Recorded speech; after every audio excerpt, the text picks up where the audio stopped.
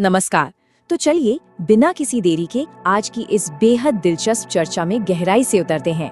आज के इस विश्लेषण में हम एक ऐसे विषय को खंगालने वाले हैं जो प्राचीन ग्रंथों और आधुनिक मान्यताओं का एक अद्भुत संगम है, भगवान हनुमान की पौराणिक समय रेखा।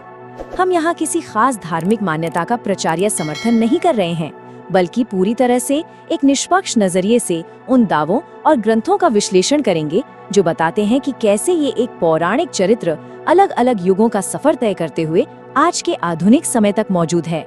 ये वाकई बहुत रहस्यमयी है। हमारी इस क्रोनोलॉजिकल जर्नी का एक साफ रोड मैप कुछ इस तरह होगा। हम अमरता के वरदान से शुरुआत करेंगे, फिर त्रेता युग में उनके जन्म, द्वापर युग में भीम से उस ऐतिहासिक मुलाकात और आज कलयुग में गंधमादन पर्वत के रहस्यों पर बात करेंगे।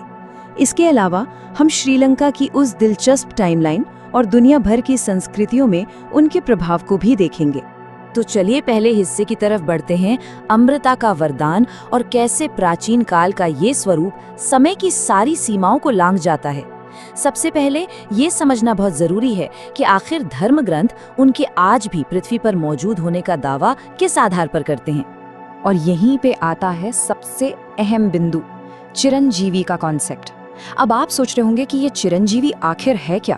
प्राचीन हिंदू ग्रंथों के मुताबिक चिरंजीवी उस अमर प्राणी को कहते हैं जो युगों युगों तक बिना किसी अंत के जीवित रहता है। और ग्रंथों में ये साफ साफ लिखा है कि भगवान हनुमान को स्वयं माता सीता से ये चिरंजीवी होने का विशेष वरदान मिला था। देखा जाए तो यही वो वरदान है जो उनकी इस पूरी अनंत समय रेखा यानी टाइमलाइन की नींव रखता है। इसी के साथ शास्त्रों में स्वयं भगवान राम का एक बेहद खास आदेश भी दर्ज है। उन्होंने आज्ञा दी थी कि उनके ये परम भक्त कलयुग के अंत तक पृथ्वी पर ही रहेंगे ताकि वे भक्तों के दुखों को दूर कर सकें। और मजे की बात यह है कि इसी वजह से जहां एक तरफ प्राचीन ग्रंथों में अन्य देवी देवताओं के पृथ्वी लोक से जाने का ब्यौरा मिलता है, वहीं किसी भी ग्रंथ में भगवान हनुमान के देह त्यागने का कोई जिक्र ही नहीं है, बिल्कुल नहीं। अब आते हैं दूसरे भाग पर, त्रेता युग में उत्पत्ति यानी पवन पुत्र का उदय। इस अमरता के सिद्धांत को समझने के बाद अब वक्त है थोड़ा पीछे जाने का और ये देखने का कि इस अनंत यात्रा की शुरुआत आखिर हुई कहां से थी। आइए अब आगे बढ़ते हैं और देखते हैं कि ये पूरी टाइमलाइन कैसे बनती है। हिंदू ब्रह्मांड विज्ञान में समय को मुख्य रूप से 4 विशाल युगों में बांटा गया है: सतयुग, त्रेता युग, द्वापर युग और कलयुग। ग्रंथों के दावे बताते हैं कि भगवान हनुमान की मौजूदगी इन सभी कालखंडों को पार करती है।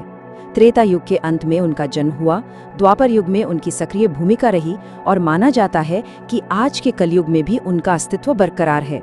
ये एक अटूट सिलसिला है। अब जरा समय के इस विशाल पैमाने पर गौर कीजिए।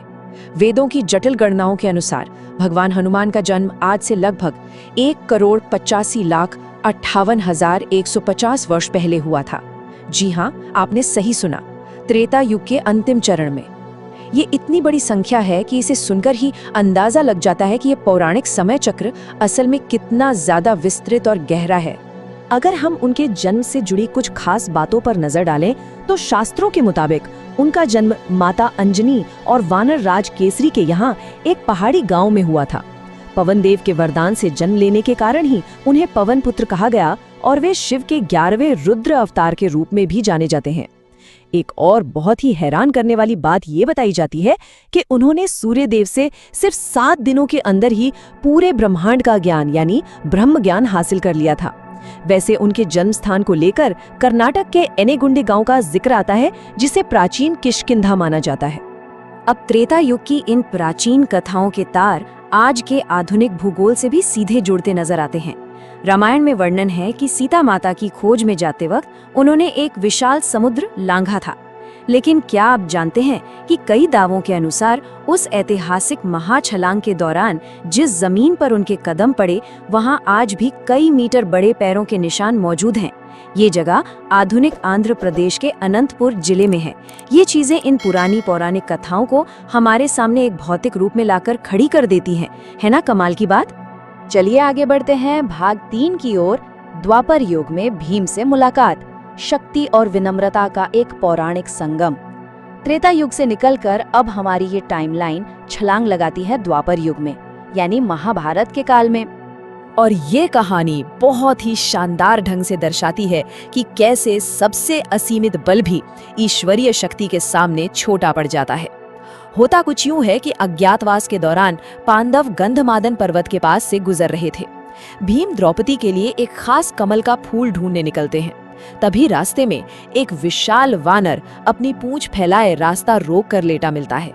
भीम, जिन्हें अपनी अपार ताकत पर बहुत गुरूर था, वो उस वानर से पूंछ हटाने को कहते हैं, लेकिन लाख जतन करने के बाद भी महाबली भीम उस वानर की पूंछ का एक बाल तक नहीं हिला सके।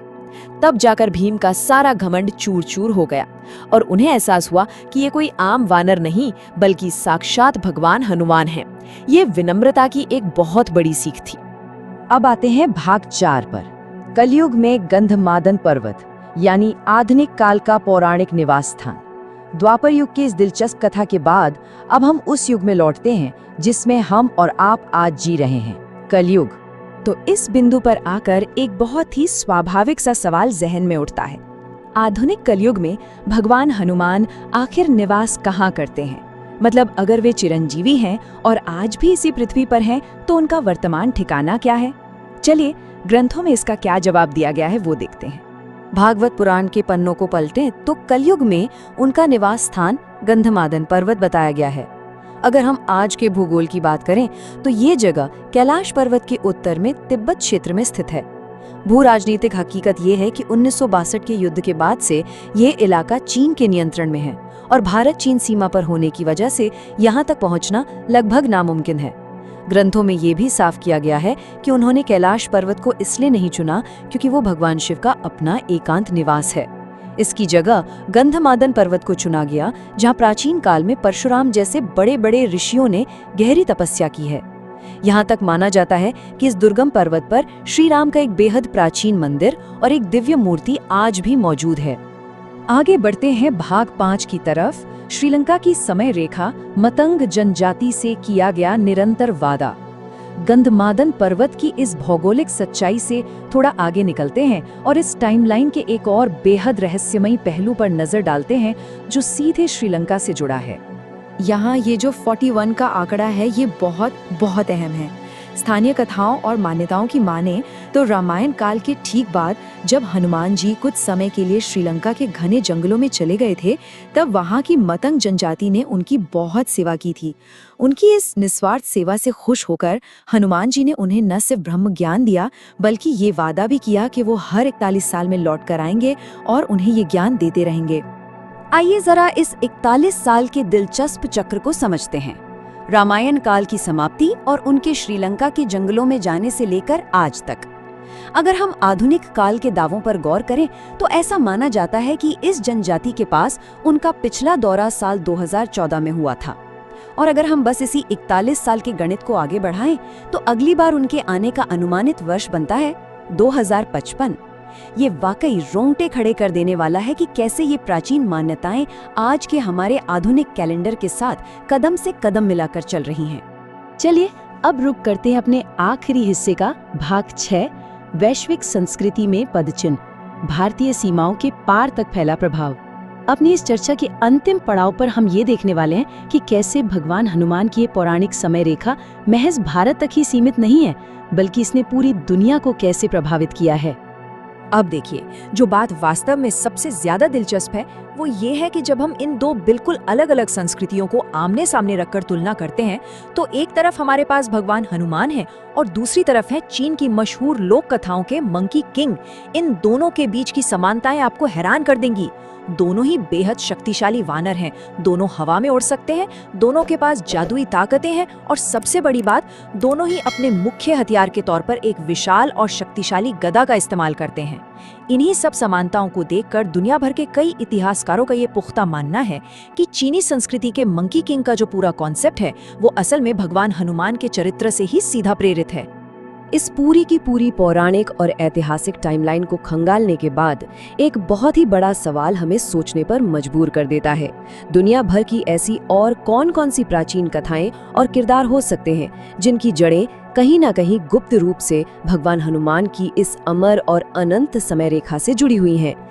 त्रेता युग की शुरुआत से लेकर आज के आधुनिक कलयुग तक फैले इस चरित्र का प्रभाव वाकई असीमित लगता है। और इसी विचार करने वाले सवाल के साथ हम आज के इस विश्लेषण को यहीं विराम देते हैं। ज्ञान के इस रोमांचक यात्रा में हमारे साथ बने रहने के लिए आपका बहुत बहुत धन्यवाद।